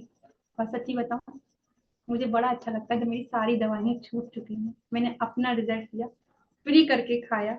थैंक्स कहूंगी माई कोच का, जिन्होंने मुझे पल पल पे संभाला। मैं इतनी बार गिरी, मैं इतनी बार गिरी, हिम्मत तोड़ी, क्योंकि ना गलत सुनने को मिलता था मुझे, मेरे साथ ये सब हो रहा था, और मैं इसको करती रही, सुनती रही, इग्नोर इग्नोर कर रही थी, क्योंकि कुछ करना था। और आज मैंने करके दिखलाया। थैंक्स फॉर माई कोच का, जिन्होंने मुझे यहाँ तक पहुंचाया। Thank you my coach Rita दीदी, वसीम सर। अगर आप नहीं होते ना, तो शायद सलोनी पता नहीं कैसी होती, मुझे नहीं पता, क्योंकि गाड़ी को तो मैंने ठीक कर ही दिया था, मेरा नहीं पता कि मैं ठीक। आज एक कॉन्फिडेंस के साथ, आज आपको बताऊं एक बात, आज इतना ज्यादा कॉन्फिडेंस आ गया है कि मैं अपनी टीम के लिए ना कैंप करने के लिए गाजियाबाद भी जाती हूँ। सोचो, जिसे ट्रेनिंग्स मीटिंग्स के लिए भी मना करा गया हो घर से बाहर निकालने के लिए, उस बंदे ने ऐसा कुछ करके दिखलाया कि मैं अब गाजियाबाद जाती हूँ अपनी टीम को सपोर्ट करने के लिए, कि तुम भी खड़े हो जैसे मैं खड़ी हूँ। बहुत सारी बातें सुनी है मैंने। आप लोग ये कहना छोड़ दो कि हमारे घर वाले रोकते हैं, पता है क्यों? क्योंकि हम वो नहीं करके दिखला रहे, वो जो आपसे एक्सेप्ट करना चाह रहे हैं, अब वो नहीं करके दिखला पा रहे। अब वो करके दिखलाओ ना, जो वो आपसे एक्सेप्ट कर रहे हैं। अभी करो इनकम, देखो कौन मना करता है। आज मैं करती हूँ, सोचती नहीं हूँ, बच्चे अपने पापा से कम और मुझसे ज्यादा सामान के लिए कहते हैं, मम्मी ये ले आना, वो ले आना। क्या बात है, हम ला कर दे रहे हैं, करो तुम। तो अपने लोगों को ट्रेनिंग मीटिंग में रखो, आप खुद से रखो, जिस लेवल की आपकी ट्रेनिंग है। एसोसिएट हो तो एसोसिएट वाली ट्रेनिंग मत छोड़ो, मैं सबसे ही कहूंगी कि एसोसिएट हो तो एसोसिएट वाली ट्रेनिंग लो, सुपरवाइजर हो सुपरवाइजर वाली ट्रेनिंग लो, बल्कि दोनों ही लो, सुपरवाइजर को तो सारी ट्रेनिंग लो। बाकी तो लीडर्स तो हमारे बहुत अच्छे से सबको गाइड करते हैं, सबको बताते हैं। अगर आपसे बार बार अगर आपका कोच कह रहा है कि इस तरीके से करो, उस तरीके से करो, पागल नहीं है वो, आपके लिए बहुत अच्छा उसने सोच रखा है। जरूरी नहीं है वो आपको हर बात बताए, मेरी मैम मुझे हर बात नहीं बताती है, सिर्फ ऑर्डर आता है उनका। बताऊं आपको, जब मैंने वर्ल्ड टीम टेबल अपना क्लियर करा ना, उनका पता है मेरे पास एक एक सवाल था, आज रात तक चाहिए मुझे तुम्हारा शॉर्ट स्क्रीन। एक ही बात कहती थी, स्क्रीनशॉट बस रात तक ही चाहिए। अरे यार अभी तो मैं ट्रेनिंग में से आई हूँ 29 तारीख को एसोसिएट की, और आप मुझे रात तक का ही वार्निंग दे रही हो। चलो ठीक है, रात तक कर दिया। 29 तारीख को ही वर्क टीम अपना क्लियर करा था। 30 तारीख को सब दिन की तरह फ्लेयरिंग कर रही थी। मुझे कोई खुशी नहीं थी कि मैंने वो चीज क्लियर कर ली है। मैं रोज की तरह फ्लेयरिंग कर रही थी, जैसे मैं फ्लेयरिंग करती हूँ। पता है आपको, मैं सिर्फ हफ्ते में 3 दिन फ्लेयरिंग करती हूँ। संडे करती हूँ, ट्यूसडे करती हूँ और फ्राइडे करती हूँ। बस 3 दिन फ्लेयरिंग करती हूँ। मैं फ्लेयरिंग कर रही थी, मुझे नहीं पता था, और मेरी कोच का फोन आता है, सलोनी कहाँ हो तुम? मैंने कहा दीदी फ्लेयरिंग कर रही हूँ और कहाँ होंगी। तो मुझसे कहती है ग्रुप में देखो धमाल मचा पड़ा है। पता है क्यों? वो मुझसे ज्यादा खुश थी। इतनी मैं खुश नहीं थी, इतनी वो खुश थी मेरे वर्ल्ड टीम बनने पर। मुझे इतनी एक्साइटेड नहीं थी मैं। मुझे तो ये था, करना है बस, करते रहो। चेक आएगा, चेक बड़ा आएगा, घर वाले हम पे और अपना लाड़ दिखाना शुरू करेंगे, प्यार दिखाना शुरू करेंगे। मुझे बस यही चीज हो रही थी मेरे साथ। मैं 5 बजे घर में आई, उनका दोबारा से फोन आया, अरे तुमने ग्रुप नहीं खोल कर देखा? मैं कहा दीदी अभी आकर बैठी हूँ और अभी पानी पी रही हूँ, अब देखती हूँ। देखा तो इतने सारे लोगों ने इतनी सारी विशेष दे रखी थी। और सही बताऊं, मुझसे ज्यादा मेरी कोच खुश थी। वो मेरे लिए माँ है। एक माँ को मैं वहां छोड़कर आई हूँ और एक को मैं दुखी करती रहती हूँ। तो ये चीज मेरे साथ हो रही थी। थैंक यू कहूंगी माई कोच का, जिन्होंने मुझे पल पल पे गाइड करा, पल पल पे संभाला। बहुत जगह में लड़खड़ाई, डगमगाई, मुझे गिरने नहीं दिया, और आज आपके सामने मुझे यहाँ तक ले आई। जो भी काम कर रहे हो, जो भी काम कर रहे हो, दिल से करो। गलत अचीवमेंट नहीं करना है। अपने आप को आप, मैं फिर से कहूंगी, सिर्फ ये सोचकर करो कि हम सामने वाले की सिर्फ मदद कर रहे हैं, सिर्फ मदद कर रहे हैं, और रिजल्ट खुद से खुद आता जाएगा। और आप कब आगे चले जाओगे आपको पता ही नहीं चलेगा। बस अपने कोच का ना हाथ और साथ मत छोड़िएगा। वो कभी डांटते भी हैं तो बहुत सारा प्यार करते हैं, उनकी ना डांट में भी प्यार होता है। वो चीज मेरे साथ हो रही थी। और आज आप बताऊं, आज मैं घर में कुछ भी कह दूं, कहकर निकल जाती हूँ और वो काम हो जाता है। मेरा ना वेट किया जाता है। आपको बताऊं, अभी पिंकी आई नहीं है ऊपर से, जब वो आ जाएगी ना तब पूजा स्टार्ट करेंगे, सोचो आप। और मैं क्या लगी होती हूँ अपने सिस्टम में, क्योंकि सुबह शाम की मेरी क्लास रहती है। मुझे तो भैया अपनी क्लास लेनी है, मैं अपनी क्लास नहीं छोड़ती हूँ। तो मेरा ना वेट किया जाता है कि वो आ जाएगी तब पूजा स्टार्ट करेंगे। वो पूजा जो छोटी छोटी रहती है घर में, उसमें भी मेरा इंतजार किया जाता है। तो मुझे बहुत अच्छा लगता है। थैंक यू कहूंगी माई कोच का फिर से अगेन। अगर वो नहीं होती तो इन्होंने मुझे इनकम का भी रास्ता दिखलाया, मेरी सेहत भी ठीक करी, और आज मुझे आप लोगों के सामने रखा। अब जो मेन बात बताऊं, मैं अपने काम को किस तरीके से करती हूँ। फटाफट फटाफट लिखते हैं, जल्दी जल्दी से।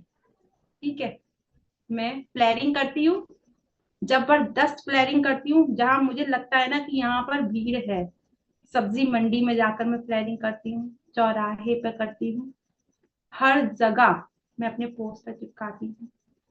मैं पैदल बहुत चलती हूँ, चाहे मुझे कोई कुछ भी कहे, मैं पैदल बहुत चलती हूँ। और मेरे पास ना मेरा एक स्टिकर रहता है, फटाक से निकालती हूँ, झट से चिपका देती हूँ। जहाँ मुझे लगता है ना यहाँ बोल नहीं पाऊंगी तो यहाँ चिपकाओ, चिपकाओ धड़ल्ले से। अपने कोई हमारे पास रहकर हमारे साथ से नहीं जा सकता है। खूब प्लानिंग करो, दबा के करो। ठीक है, कोशिश करो। अगर आज हमने 100 करी है तो अगले दिन 110, अगली बार 120। क्वांटिटी बढ़ाओ, ठीक है, कम मत करो। मैं प्लानिंग करती हूँ, कैंप करती हूँ, 2 जन के लिए भी कैंप करती हूँ। इवन मैंने आज दोपहर भी नए मुरादाबाद में जाकर सिर्फ 2 जनों के लिए जाकर कैंप कर कर आई। आप सोचो, मेरे पास बहाना था, मैं ये भी कह सकती थी शाम को तो भैया मुझे ट्रेनिंग देनी है, मैं कहीं नहीं जा रही, मैं थक जाऊंगी। लेकिन नहीं, मैं गई। आज दोपहर में भी 2 जन के लिए गई, अपना कैंप कर कर आई। अब फ्रेश पार्टी करते हैं हम लोग, है ना। ये मत सोचो फ्रेश पार्टी के लिए हमें 4 जनों, हमें 10 जनों को ही बुलाना पड़ेगा, ऐसा कभी मत सोचना। अपना एक जन भी हो, दो जने भी हो, तो आप उन दो जनों के साथ बैठ के अच्छे से एक्सप्रेस बनाकर पीना और अच्छे से न्यूट्रिशन की नॉलेज दीजिए, खूब अच्छे से।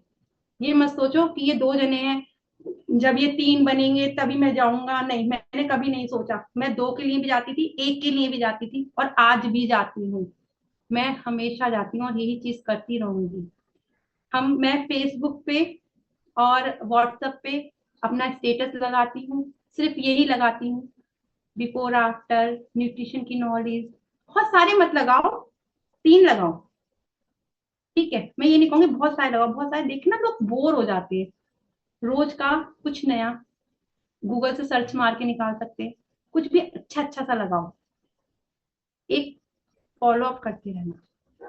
अगर आप एक जने को भी रिजल्ट दे रहे हो ना, आपके पास, सपोज करो, मैं सारे कोचिस से कहूंगी, दो जने हैं हमारे पास, हम दो जनों को ही ध्यान रखेंगे ना, वो दो से ना चार कब बन जाएंगे आपको पता भी नहीं चलने का।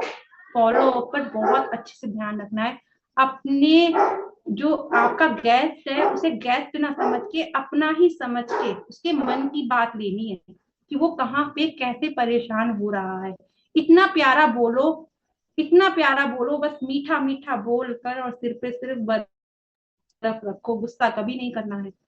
गेस्ट हमारा भगवान है, हमें गुस्सा नहीं करना है, सिर्फ प्यार से बोलना है उससे, सिर्फ प्यार से। कितना ही गुस्सा आ रहा हो, यार ये तो दिन में 4 बार कॉल करता है, लेकिन पता आप जब उसका फोन आता है ना, हाँ कैसे हैं आप, बढ़िया है, ऐसे करके ही आपको बात करनी है।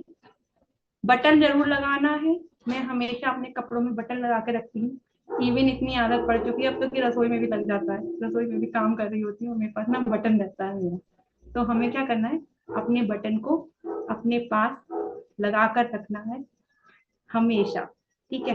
पता है आपको, बटन से मुझे 2 गेस्ट मिले, अब भी मिले, अभी हफ्ते भर पहले, जब मैं उससे बात कर रही थी ना, तो मेरी दौरानी मुझसे पता क्या पूछ रही थी, दी तुम इन्हें जानती हो? मैं नहीं जानती। तो इसे कैसे पता चला? मैंने कहा ये लगा रखा था ना बटन, मेरी कोच ने लगाया है ना, तो इसको इसलिए लगा के रखा था, इससे इसने मुझसे बात करने की कोशिश करी, और ऐसी जगह बात करी जहाँ आप लोग सोच भी नहीं सकते, इस जगह उसने मुझसे बात करी, और कॉल आया, प्रोडक्ट भी किया, बात भी कर रहा है, ठीक है। तो बटन जरूर लगा कर रखना है।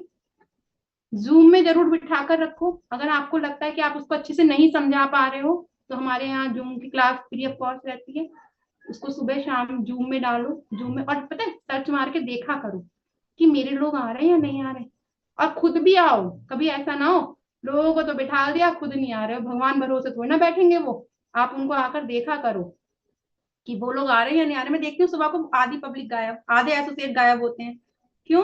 अरे जब तुम्हारे कोचेस बैठे हुए हैं तो तुम कहाँ हो, कहाँ हो? जब तुम ही नहीं हो तो तुम्हारे लोग भी नहीं आएंगे। पता है आपको, मेरा एक जना भी नहीं होता था, फिर भी आकर बैठती थी मैं। मेरी मैम पता है क्या कहती थी, एक दिन जरूर होगा सलोनी, और आज होता है, और मैं खुद से बैठती हूँ। हमेशा स्माइल करके बैठो, ताकि तुम्हारे गेस्ट को लगे या मेरी मैम, मेरे सर इतने खुश हैं, तो हम भी ऐसे ही खुश होंगे। उनको समझाओ न्यूट्रिशन के बारे में, ये तभी पॉसिबल हो सकता है जब आप मीटिंग में और ट्रेनिंग्स में रहो। अगर आप मीटिंग्स में और ट्रेनिंग्स में नहीं रहोगे, आप कुछ भी नहीं कर सकते। मैं आज भी कहूंगी कि अगर मेरी कोच ने मुझे सही रास्ते पे खींचा नहीं होता ना, तो पता नहीं मैं कहाँ होती, मुझे खुद को नहीं पता मैं कहाँ होती, ठीक है। एक स्माइल के साथ, एक्साइटेड बनकर क्लास में आओ। आप देखो मैं हमेशा हंसती हूँ ना, तो सीखो यार, अगर हम हंसेंगे तो हमारा गेस्ट भी हंसेगा, हम फ्रेश पियेंगे हमारा गेस्ट भी फ्रेश पिएगा, हम मॉर्निंग की क्लास में होंगे तो हमारा गेस्ट भी मॉर्निंग की क्लास में होगा, अगर हम मॉर्निंग की क्लास में नहीं होंगे तो हमारा गेस्ट भी मॉर्निंग की क्लास में नहीं आएगा, क्योंकि उसे भी नींद प्यारी है जैसे आपको नींद प्यारी है ना। वो कहाँ से आएगा? आप सोच रहे हो इनकम आ जाए, कोचिस के ऊपर छोड़ दिया, सीखोगे कहाँ से? सीखोगे कहाँ से? यहाँ से ही सीखना है और यहाँ से ही मग भर के निकालना है। थैंक यू माय कोच, और थैंक यू सभी को। आई होप सबको बहुत कुछ सीखने को मिला होगा, मेरी कहानी में बहुत कुछ था, अगर आप सोचो तो बहुत कुछ था, मैंने बहुत कुछ झेला है, और आज डिसीजन खुद से लेती हूँ और घर वाले मेरे पीछे पीछे लेते हैं। Thank you my coach, thank you the, thank you sir. Rita ma'am. Okay, emotional भी कर दिया। और अभी सभी लोग सोच रहे होंगे कि शायद ट्रेनिंग अलग से आएगी। यही सोच रहे हैं ना कि ट्रेनिंग का जो पार्ट है अभी और बाकी है। लेकिन जिन्होंने ध्यान से समझा होगा, आपकी ट्रेनिंग ही थी ये।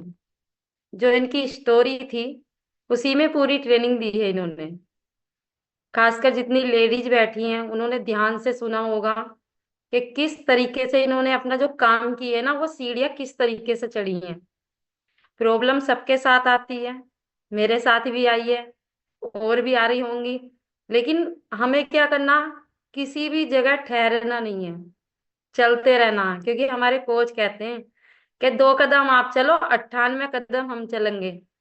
जो मैम ने बताया कि क्या करना है, आज अगर, जैसे वो मुझसे बोलती रहती थी कि नहीं दी मुझे ये नहीं करना आगे, और मैं उन्हें मोटिवेशन नहीं मिलता रहता कि आपको जो है करना है करना है, तो आज शायद यहाँ नहीं बैठी होती, अभी भी अपने किचन में जो है ना, सिर्फ रोटी बेली होती या फिर ट्यूशन पढ़ा रही होती।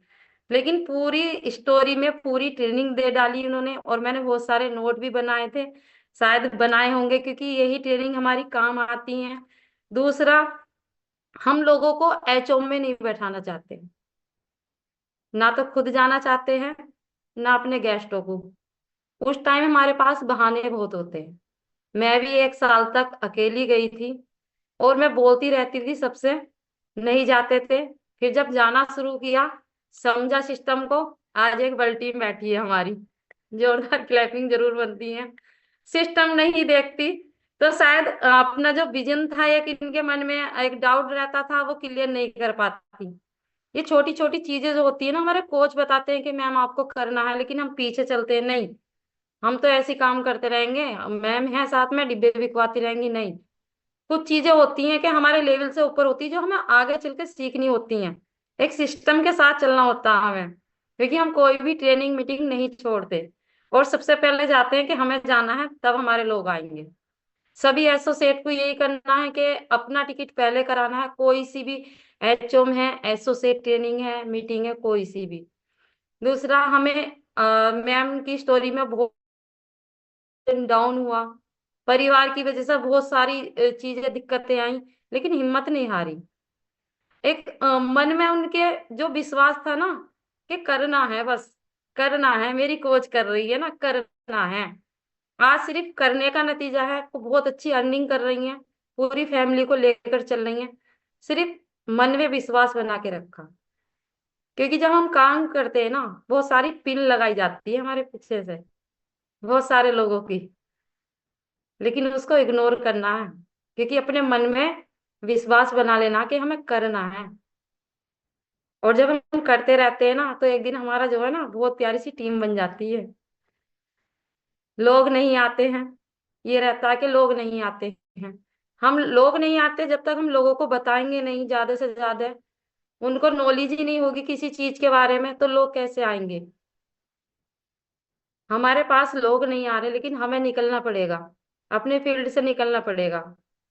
हम सोचते हैं हमारे आसपास ही लोग हैं बस, नहीं, जहां भी मौका मिले, चाहे रिश्तेदारी है, कहीं भी है, आपके कांटेक्ट में जितने भी लोग हैं, एक लिस्ट बना लो कितने हमारे फोन में नंबर हैं।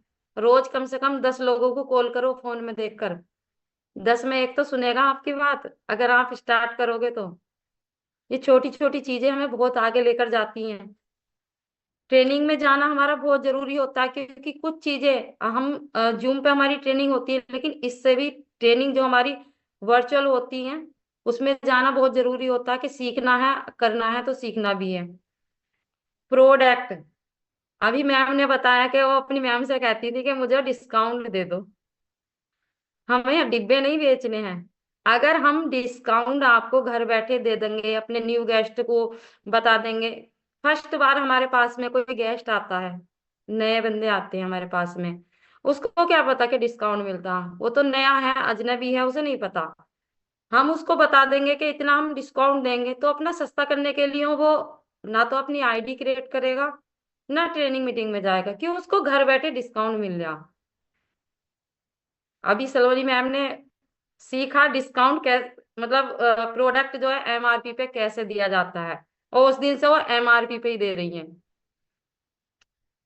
कोशिश ये करनी है कि डिस्काउंट नहीं देना अपने गेस्ट को, क्योंकि जब आप डिस्काउंट करोगे आपकी आईडी के वॉल्यूम जो है वो कैसे जनरेट होंगे, वॉल्यूम पॉइंट भी तो बढ़ाने। बाहर की ट्रेनिंग में बहुत जाना जरूरी होता है। बाहर की ट्रेनिंग का ये नहीं है कि विदेश में जा रहे हैं। हमारी जो LSD प्रोग्राम होते हैं, अपनी टीम को ज्यादा से ज्यादा लेकर जाओ, ज्यादा से ज्यादा लोगों को बैठाओ, क्योंकि हमारे वो लेवल से ऊपर है। वहां पे जब लोग देखते हैं, हो सकता है उस ट्रेनिंग को देखने के बाद में उनका जो विजन होता है ना, जो वो नहीं देख पाते, वो क्लियर हो जाए। बहुत से लोग ट्रेनिंग देखने के बाद में, जब मैं LSD में बैठाते हैं, शाम को ही कॉल आ जाती है, मैम हमारी आईडी लगा दो, हमें काम करना। क्योंकि उन्हें शायद कुछ ऐसा मिला जो उनकी जिंदगी से मिला हुआ था, और उन्होंने फैसला ले लिया उसी दिन के काम करना। बहुत सारे लोग होंगे कि पहली बार यहाँ पे LSD HM देखने गए, अपने कोच से उन्होंने बात की, आज वो यहाँ पे सुपरवाइजर भी हैं, एसोसिएट भी हैं। क्यों? उन्होंने बाहर का बहुत कुछ देखा कि हाँ हमें कैसे काम करना है। जूम क्लास का मैम ने बता ही दिया कि हमें जूम क्लास में आना है। एक दिन ऐसा था कि सलोनी अकेली बैठी रहती थी, रोती थी और कहती थी दीदी मन नहीं लग रहा बिल्कुल भी, मुझे क्लास में अकेली बैठती हूँ। तो मैं उनसे बोलती थी सलोनी एक दिन ऐसा आएगा तुम्हारे बहुत सारे लोग बैठे, तुम्हें देखकर खुश होंगे। और आज ऐसा होता है कि बहुत सारे लोग हैं, क्योंकि एक उनका सफर था वो, जो अप डाउन चल रहा था। लेकिन आज बहुत सारे लोग हैं जो सलोनी के फैन भी बन चुके हैं, और बहुत सारे लोग पसंद करते हैं। अपने लेवल की ट्रेनिंग बहुत जरूरी है।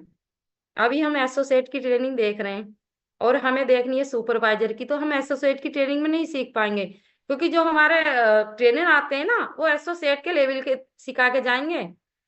अगर एक बच्चा हमारा है 5वीं क्लास में पढ़ रहा है, तो टीचर उसको 5वीं क्लास तक की नॉलेज देगा, कभी उसको 10th क्लास की नहीं देगा, क्योंकि उसके वो ऊपर से चली जाएगी सिर के। तो हमें जो है अपने लेवल की ट्रेनिंग लेनी है। दूसरा, टिकट हमारा अभी एसोसिएट मुरादाबाद का जो टिकट निकला है, सभी ने देखा है, हैंडरेस करेंगे, सभी ने देखा है कि मुरादाबाद हमारा सेमिनार होने जा रहा है 30 मार्च को। मैंने सबसे पहले टिकट करके अपने ग्रुप में डाला है, अपना और अपने बेटे का, क्योंकि सबसे पहले हमें अपना टिकट बुक करना है, और कोशिश करनी है कि हमें जाके सीखना है। वो हमारे इतने पास में, जो लोग दूर नहीं जा सकते, पास के हैं, मुरादाबाद के आसपास के हैं, वो तो कर ही सकते हैं। और जितने आप अपने एसोसिएट जाओगे देखोगे, तो वहां पर बहुत सारी चीजें क्लियर होंगी आपकी। वो कुछ चीज ऐसी होती है कि जूम क्लास पे जो ऑनलाइन ट्रेनिंग आती है उसमें भी नहीं दिखाई जाती, लेकिन वो ट्रेनिंग आपको करनी है, सीखनी है। तभी तो एक प्यारी सी टीम बनेगी ना, जो आपको बोले thank you my coach, thank you ma'am. बहुत अच्छा लगता है जब हमारे सामने से बोलते हैं, हमें दुआएं देते हैं लोग सीखने के बाद में। और अभी फ्लायरिंग करते रहना चाहिए। एफरेज पार्टी, ये मैम ने बता ही दिया कि हमें छोटी छोटी जो होती है ना हमारी मेहनत, कि हमारे छोटे छोटे कैंप हमें एसोसिएट बना देते हैं। हमारे सलोनी मैम पहला हमने कैंप बिजनौर में किया था, वो झूठ बोल कर गई थी। वहां से हमें सुपरवाइजर मिले, एसोसिएट मिले। हमने नहीं सोचा कभी ऐसा कुछ होगा, लेकिन हमने हिम्मत नहीं हारी। और सर कहते थे करो मैम करो, होगा। मैं भी कितनी बार कहती थी नहीं सर मुझसे नहीं होगा, मेरे बस की नहीं है, और सर कहते थे मैम करो होगा। आज उनकी वजह से मैं 3 साल से सिस्टम में हूँ, और बहुत अच्छा एक फैमिली को अपने लेकर चल रही हूँ। बहुत कुछ यहाँ से सीख रही हूँ, दूसरों को सिखा भी रही हूँ। और कभी इधर उधर जो प्रोडक्ट लेते हैं डिस्काउंट पे, हमारा कोई गेस्ट है, उसको कोई बता रहा कि हम इतने डिस्काउंट पे देंगे, तो उसको बताओ कि डिस्काउंट अपनी आईडी पे बढ़ाना है, ना कि दूसरे की आईडी पे। अगर हम दूसरे की आईडी पे वॉल्यूम पॉइंट बढ़ाएंगे तो हमारा नुकसान है। जितने भी एसोसिएट है, अपने जो गेस्ट होते हैं उनको टच में रखो, और कोशिश यही करनी है कि हाँ उनकी आईडी पे ही वॉल्यूम डलवाओ, ना कि इधर उधर से डिस्काउंट। क्योंकि डिस्काउंट हमारा बहुत अच्छा होता चला जाता है जब हम अपने सिस्टम के साथ रहते हैं, अपने कोच की गाइडलाइन में रहते हैं। एक दिन हमें डिस्काउंट कोई दे देगा, दूसरे दिन नहीं दिया। हमारा इतना सिस्टम हमारा मजबूत है। सब ये बोलते हैं बड़े से बड़े लीडर के अपनी आईडी पे ही हमें सामान मंगाना है, चाहे एक एप्रेस मंगाओ अपनी आईडी पे मंगाओ। कभी ये मत सोचो कि महंगा है। आज अगर महंगा सलोनी को डिस्काउंट मिल जाता तो सुपरवाइजर या बल टीम नहीं बन पाती, क्योंकि बहुत रिक्वेस्ट करती थी, दीदी आप डिब्बे दे दो मुझे, मैं इन्हीं को बेच कर रिटेल कर लूंगी। मन की एक भी नहीं मिलेगा, अपनी आईडी पे मंगाओ। तो ये सब चीजें हैं। और मैं लास्ट में एक बात जरूर कहना चाहूंगी कि आप मेहनत इतनी करो कि कामयाबी आपकी शोर मचा दे। क्योंकि हमारी जो है ना मेहनत जो है हमारे बोलने से, जब हम समाज में बोलते हैं ना, जब नहीं दिखाई देती, जब एक लेवल निकल के आता है ना हमारे इस सिस्टम में, तो हमारी कामयाबी बहुत दिखती है। और कभी भी अपने जो घर वाले होते हैं हमारे, जो घर वाले होते हैं, उनसे हमें कभी भी लड़ाई झगड़ा करके काम नहीं करना। मतलब उनको अपने सिस्टम में ढालना है धीरे धीरे। चाहे उनको सेक एप्रेस पिलाओ, घर पे जरूरत की चीजें हैं उनकी पूरी करो। जैसे हमारी अभी मैम ने बताया कि सास है ससुर है, धीरे धीरे उनका भी न्यूट्रिशन चालू करा दिया, आज वो उनका सपोर्ट कर रहे हैं। लड़ाई झगड़ा करके हमें सिस्टम में नहीं आना, सबको साथ लेकर चलना के कल को वही लोग हमारा सपोर्ट करेंगे। हमारे साथ भी दिक्कतें होती थी जब हमने शुरू किया, बहुत सारी चीजें सुनने मिलती थी, लेकिन एक ही चीज रहती थी, घर वाले कहेंगे तो हम करेंगे जरूर। आज घर वालों को सपोर्ट है, हस्बैंड का है, सास का, सबका सपोर्ट है। सारी ट्रेनिंग सभी देखते हैं ग्रुप में। और जहां तक की ट्रेनिंग होती है मैं सबसे पहले टिकट कराती हूँ अपना, कहीं की ट्रेनिंग नहीं छोड़ती। क्योंकि मुझे लगता है कि अभी मुझे सीखने की बहुत जरूरत है, बहुत सीखना है, अभी बहुत सारे लोगों की हेल्प करनी है। पता नहीं हमारी वजह से किसके घर में इनकम जाने लगे, किसकी जिंदगी बदल जाए। और कहीं ना कहीं अगर वसीम सर मुझे सिखाने नहीं आते, मुझे नहीं बताते, तो मैं भी यहाँ नहीं होती और इतनी अच्छी प्यारी सी टीम नहीं होती। और अभी एक एचओ हमारी जो कल अमरोहा में होने जा रही, जितने भी अमरोहा के एसोसिएट हैं, कल टाइम बता दिया जाएगा, वो टाइम से पहुंचेंगे अपने सेंटर पर हमारे यहाँ अमरोहा। तो और जो दूसरा हमारा बड़ा प्रोग्राम जो होता है हमारा एलएसडी प्रोग्राम, जिसमें से बहुत अच्छी हमारी गेस्ट स्पीकर हैं, मैंने सिर्फ उनकी स्टोरी जूम पे ही सुनी है।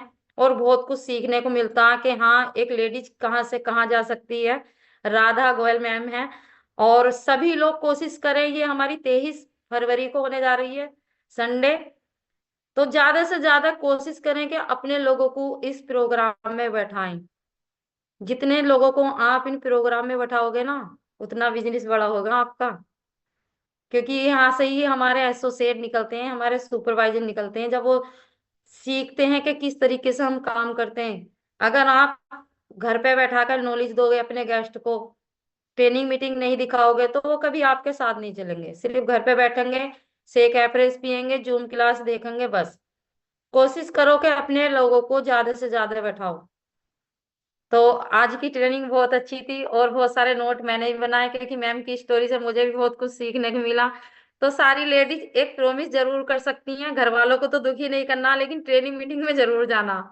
ठीक है, तो तैयार है सभी लोग आगे बढ़ने के लिए?